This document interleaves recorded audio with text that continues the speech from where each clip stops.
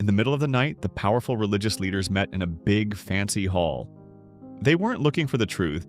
They just wanted to stop Jesus because they were afraid of losing their power. Judas, one of Jesus' own friends, walked into the dark room. He was there to make a deal to give Jesus up to the leaders for money. The leaders counted out 30 silver coins on a table. Judas took the money and agreed to help them. He had made a very bad choice. Jesus and his 12 friends gathered in a large upstairs room for dinner.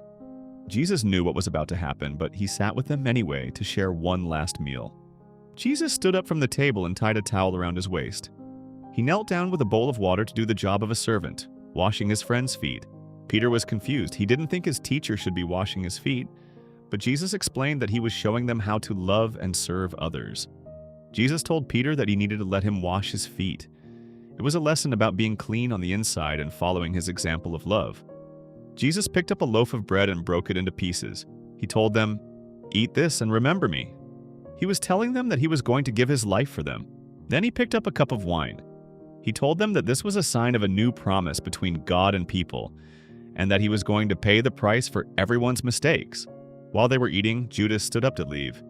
Jesus knew exactly where he was going, but he let him go so that the plan could move forward. After dinner, they walked down the stone stairs and out into the dark streets. They followed Jesus out of the city and into the valley. They walked across a valley and up a path lined with trees. The moon was bright, but it was a very serious and quiet walk. They arrived at a garden full of old olive trees called Gethsemane. Jesus had been here many times before to rest and pray. Jesus asked Peter, James, and John to stay awake and wait with him. He was feeling very sad and wanted his friends to be close by. Jesus walked a little further away and knelt down on the grass. He began to pray to God because he knew the hard part was coming. Jesus was in so much pain inside that his sweat looked like drops of blood. He was struggling, but he told God he would do whatever God wanted. When Jesus went back to his friends, he found them fast asleep. He asked them why they couldn't stay awake with him for just 1 hour. Jesus went back to pray again. He asked if there was any other way, but he knew he had to go through with the plan to save everyone. Suddenly, a bright angel appeared to help Jesus. The angel gave him the strength he needed to face the guards who were coming. Jesus woke up his friends and told them it was time to go. He could see the lights of torches coming toward them in the dark. Judas led a group of guards with spears and torches right to where Jesus was. Judas walked straight up to him. Judas gave Jesus a kiss on the cheek. This was a secret sign so the guards would know exactly which man to grab. Peter got really angry and pulled out a sword to fight. He even cut off the ear of one of the men who came to take Jesus away. But Jesus told Peter to stop. He touched the man's ear and healed him right there, even though the man was there to arrest him. Then the guards tied Jesus' hands with ropes and led him away. All of his friends were so frightened that they ran off and left him alone. They took Jesus to the high priest's palace. Peter followed from far away and went into the yard to warm himself by a fire with the guards. Inside the palace, the leaders sat in a big circle. They brought in people to tell lies about Jesus because they wanted an excuse to kill him. The high priest stood up and asked Jesus a lot of questions, but Jesus just stood there and didn't say anything at all. Finally, the high priest asked, "Are you the Son of God?" When Jesus said yes, the high priest got so angry that he tore his clothes and shouted that Jesus had to die. Outside in the yard, Peter got scared and told people he didn't even know Jesus. When he heard a rooster crow, he remembered what Jesus said and began to cry because he was so sorry. Early the next morning, the guards took Jesus to the Roman governor's palace. The leaders stayed outside, but they made Jesus go inside to see the governor. The governor, a man named Pilate, came out and asked Jesus, "Are you the king of the Jews?" Jesus looked at him and said, "That is what you say." Pilate took Jesus inside to talk privately. Jesus explained that his kingdom was not like the kingdoms on earth, and that he came to tell people the truth. Pilate went back outside and told the crowd he didn't think Jesus was guilty. He asked if they wanted him to let Jesus go, but they shouted for him to release a criminal named Barabbas instead. Then Pilate ordered the soldiers to whip Jesus. They tied him to a stone post and hurt him very badly, but Jesus stayed strong and quiet. The soldiers mocked Jesus. They made a crown out of prickly thorns and forced it onto his head. They put an old red cloak on him and laughed, pretending to honor him as a king. Pilate brought Jesus out again and said, "Look at the man." He thought the people would see how much Jesus had suffered and stop being mad, but they just kept shouting for him to be killed. Pilate saw that he couldn't change their minds. He took a bowl of water and washed his hands in front of everyone to show he was done with the situation. The soldiers took the red cloak off and put Jesus' own clothes back on him. Then they gave him a heavy wooden cross and made him carry it through the city. Jesus was so tired and the cross was so heavy that he could barely walk. The soldiers found a man named Simon and made him help Jesus carry the cross. They finally reached the top of a hill called Golgotha. A big crowd followed them, watching as the soldiers prepared to do something terrible. The soldiers laid Jesus down on the wooden cross. They used heavy hammers and iron nails, but Jesus didn't scream or try to fight them. The soldiers used ropes to lift the cross up so everyone could see. Even though he was in so much pain, Jesus prayed and asked God to forgive the people who were hurting him. While Jesus was on the cross, the soldiers sat at his feet and played a game. They wanted to see who would win his clothes, especially his nice tunic.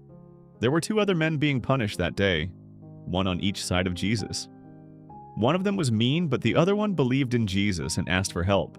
Jesus saw his mother Mary standing near the cross with his friend John. He told them to look after each other like a mother and a son. At noon, the sun stopped shining and the whole land became dark for 3 hours. It was as if the world was mourning because the king was dying. Finally, Jesus said, "It is finished."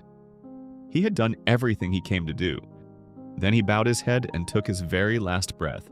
At that exact moment, the huge, heavy curtain inside the temple tore in two. This showed that the way to God was now open for everyone. The Roman officer in charge was so amazed by what he saw that he realized Jesus wasn't just an ordinary man. He said, "Surely this was the Son of God." After Jesus died, 2 men named Joseph and Nicodemus came to the hill. They were friends of Jesus, and they wanted to take care of his body. His mother Mary held him one last time. She was very sad, but she was glad her friends were there to help her. The men carried Jesus to a nearby garden. It was a very peaceful place with lots of flowers and olive trees. Joseph had a new tomb in that garden that had never been used. He decided to give it to Jesus as a final gift. Inside the tomb, the 2 men worked together. They wrapped Jesus' body in clean linen and used expensive, sweet-smelling spices to show him honor. They finished their work and stood there for a moment in silence. Jesus was finally resting and the whole world felt very quiet. Joseph and some helpers rolled the big, heavy stone in front of the tomb. It was so heavy that it took several people to move it. Mary Magdalene and another friend stayed in the garden. They sat on the grass and watched the tomb even after the sun went down. The leaders were afraid, so they asked for guards to watch the tomb. The soldiers put a special seal on the stone to make sure no one could open it. Now it was the Sabbath, the day of rest. Everyone went home, and for a while everything stayed very quiet. It was the next day, and Jesus' friends were all together in a quiet room. They were very sad and didn't know what to do now that he was gone. Peter was especially sad.